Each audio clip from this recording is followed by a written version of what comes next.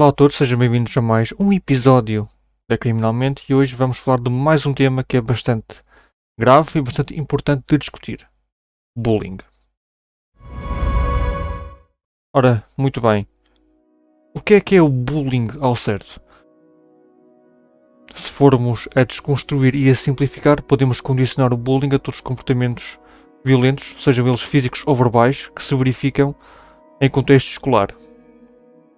Contudo, não podemos excluir e condicionar o bullying apenas a esta esfera, porque no contexto laboral também se verificam comportamentos alusivos ao bullying, sejam desfias e coordenação para os empregados, como entre os próprios empregados, por questões de pressão dos pares e competitividade e tudo o resto. Mas, atendendo à gênese, atendendo àquilo que despoleta este vídeo, vamos focar-nos no contexto escolar. O que é que despoleta este comportamento? Qual é que é a razão base?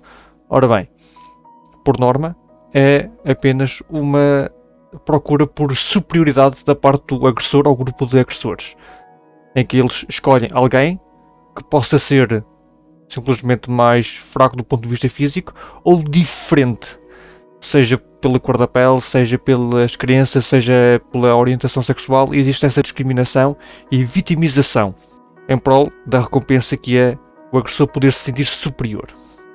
E o que é que leva o agressor a ser isto? A procurar esta recompensa? Por norma, existem dois cenários. O próprio agressor é vítima ou assiste a comportamentos violentos no seu seio familiar, ou carece de qualquer tipo de atenção também no seio familiar. E no meio disto tudo, no meio destes vários comportamentos violentos e agressivos, ele acaba por poder ter alguma catarse e, ao final do dia, sentir-se melhor com ele ou com ela.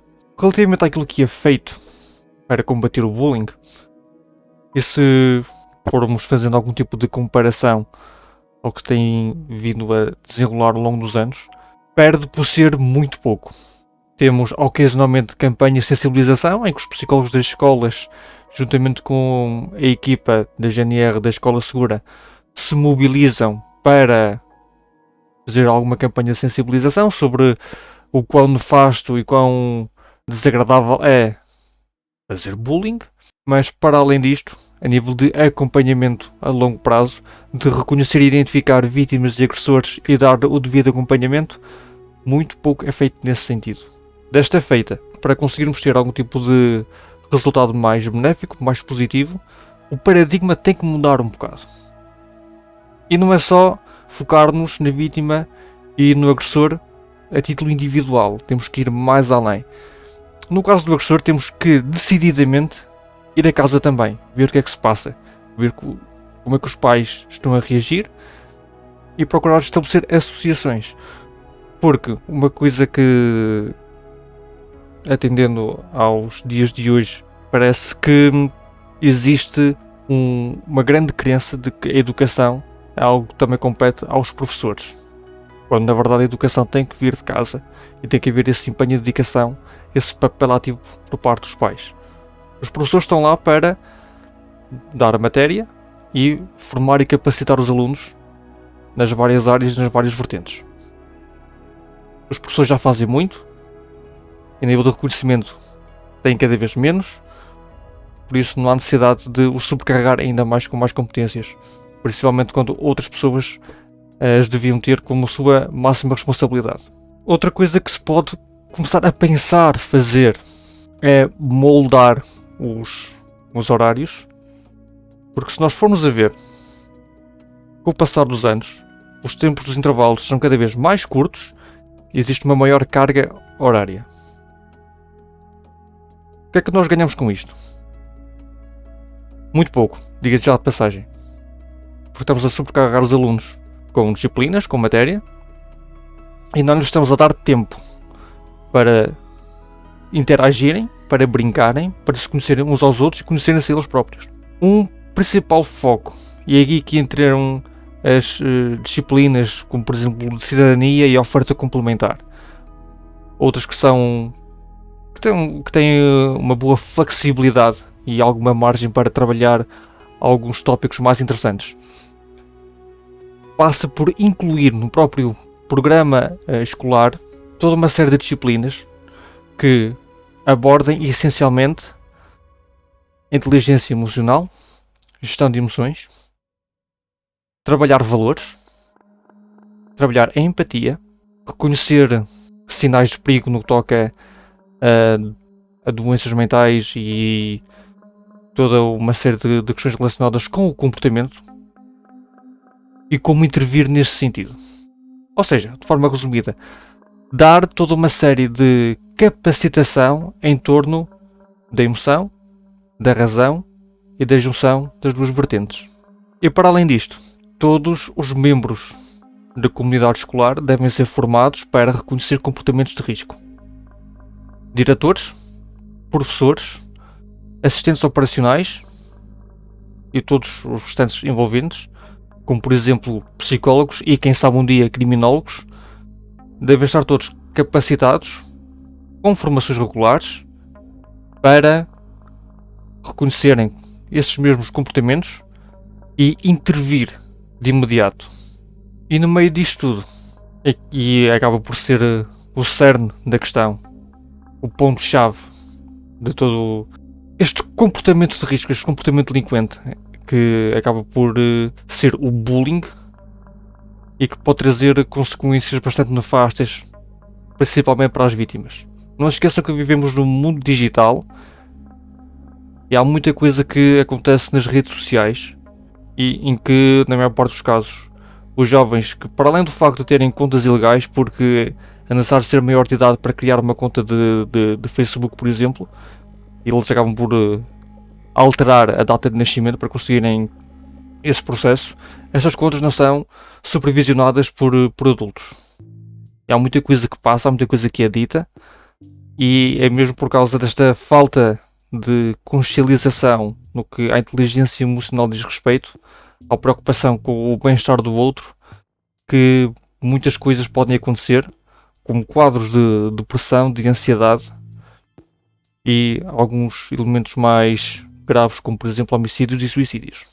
Se nós deixarmos de lado os números, se deixarmos de encarar os alunos como números, cujo valor irá influenciar um qualquer ranking que cada vez vale menos, atendendo à diminuição do padrão de exigência de ano para ano, uma vez que agora é muito mais difícil reter um aluno do que há uns anos atrás, agora transita praticamente tudo.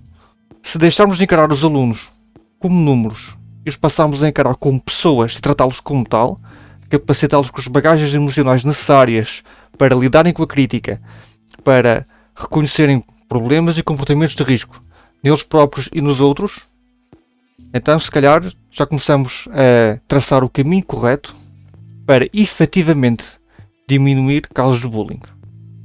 Outra coisa que também poderia ser importante seria começar a falar um pouco de direito, de levar a comunidade escolar a reconhecer que este tipo de comportamentos constituem crimes. Não é porque eles são menores que estão isentos de qualquer tipo de responsabilidade. E o projeto de Educar para o Direito da doutora Paula Varanda é um excelente exemplo de uma prática correta e que traz grandes resultados.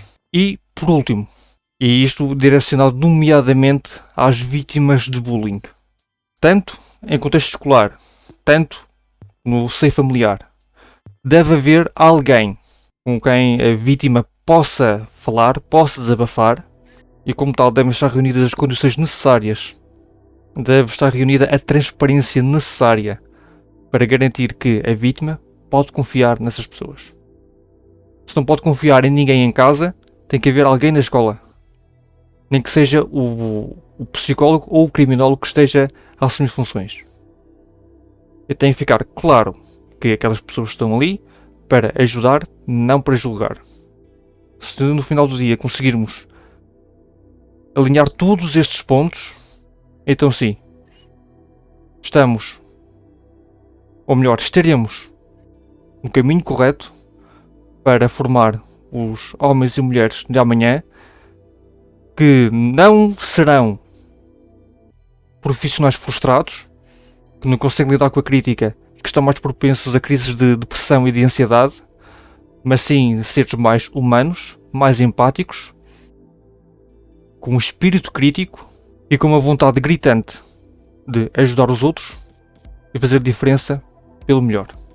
De forma muito resumida, a melhor forma de combater o bullying é, muito para além das campanhas de sensibilização, devemos intervir cirurgicamente nas escolas, cirurgicamente no contexto familiar, moldar o plano curricular, a carga horária para permitir falar de emoções de gestão emocional, de criar um ambiente seguro na própria escola para falar deste tipo de questões e que permita tanto a vítimas como a agressores chegar ao pé de alguém e confidenciar sem qualquer tipo de julgamento, sem qualquer tipo de consequência ou represália, aquilo que os preocupa e aquilo que os está a deixar no estado de sofrimento em que se encontram.